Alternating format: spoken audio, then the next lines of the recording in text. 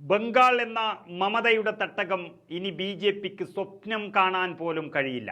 ഉപതെരഞ്ഞെടുപ്പ് നടന്ന B J പിയുടെ 3 സിറ്റിംഗ് സീറ്റുകളും തൃണമൂൽ കോൺഗ്രസ് പിടിച്ചെടുത്തിരിക്കുന്നു. രാജ്യത്തെ 7 സംസ്ഥാനങ്ങളിലായി 13 നിയമസഭാ മണ്ഡലങ്ങളിൽ ഉപതെരഞ്ഞെടുപ്പ് നടന്നപ്പോൾ അതിൽ 4 പശ്ചിമ ബംഗാളിൽ ആയിരുന്നു.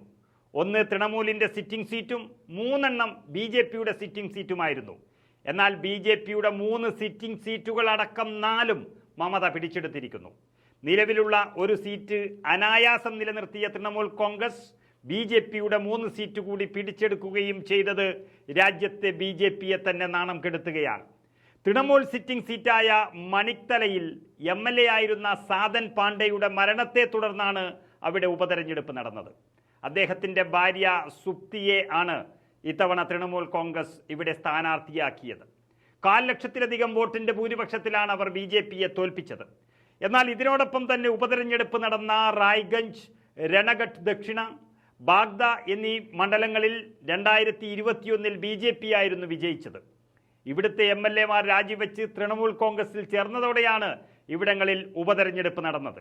എന്നാൽ ബി ജെ പിയിൽ നിന്നും രാജിവെച്ചു പോയതിനെ എതിർക്കുകയോ കൂടുമാറ്റത്തെ തള്ളിപ്പറയുകയോ ചെയ്യാത്ത രീതിയിൽ ബംഗാൾ ബി ജെ പിക്ക് എതിരായി മാറിയിരിക്കുന്നു എന്നുള്ളതിൻ്റെ സൂചനയാണ് നമുക്ക് ലഭിച്ചിരിക്കുന്നത്. തൃണമൂലിനെ 2 കൈയും നീട്ടി സ്വീകരിക്കുകയാണ് ബംഗാളിലെ ജനങ്ങൾ ചെയ്തിരിക്കുന്നത്. അത് തന്നെ ബി ജെ പിയുടെ തകർച്ചയാണ് അവിടെ സൂചിപ്പിക്കുന്നതും. റായ്ഗഞ്ച് മണ്ഡലത്തിൽ തൃണമൂൽ കോൺഗ്രസിൻ്റെ കൃഷ്ണ കല്യാണിയാണ് വിജയിച്ചത്. 50,077 വോട്ടിൻ്റെ മഹാഭൂരിപക്ഷത്തിലായ തകർപ്പൻ വിജയമാണ് കൃഷ്ണ കല്യാണിക്ക് ലഭിച്ചിരിക്കുന്നത്. ബി ജെ പിയുടെ സിറ്റിംഗ് സീറ്റായിരുന്നു ഇത്. ഇവിടുത്തെ സിറ്റിംഗ് MLA ആയിരുന്ന Krishna Kalyani B J P വിട്ട് തൃണമൂലിൽ ചേർന്ന് തൃണമൂൽ കോൺഗ്രസിന് വേണ്ടി മത്സരിക്കുകയായിരുന്നു. അതുപോലെ ദക്ഷിണ രണഘട്ട് മണ്ഡലത്തിൽ തൃണമൂലിൻ്റെ മുകുത് മണി അധികാരി വിജയിച്ചു. 39,048 വോട്ടിൻ്റെ ഭൂരിപക്ഷത്തിലായിരുന്നു അദ്ദേഹത്തിൻ്റെ ജയം.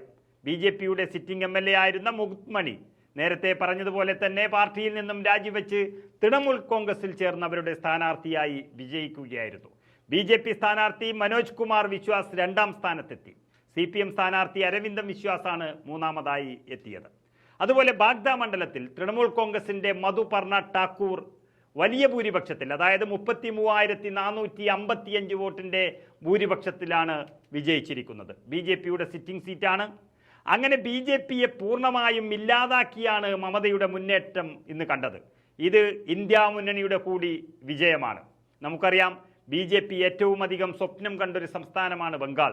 മമതയെ തകർത്തുകളയും എന്നൊരു പ്രതീതിയുണ്ടാക്കി ബി ജെ പി മുന്നേറാൻ ശ്രമിച്ചു. പക്ഷേ മമതയുടെ മുന്നേറ്റത്തിൽ ബി ജെ പി തകർന്ന് തരിപ്പണമാകുന്നതാണ് കണ്ടത്. ഇത് ബി ജെ പിയുടെ രാജ്യവ്യാപകമായി ഉണ്ടാകാൻ പോകുന്ന തോൽവിയുടെ ലക്ഷണം കൂടിയാണ്. ഇതോടെ ബംഗാളിൽ പകരം വെക്കാനില്ലാത്ത നേതാവായി മമതാ ബാനർജി മാറി എന്നുള്ളതാണ് സത്യം.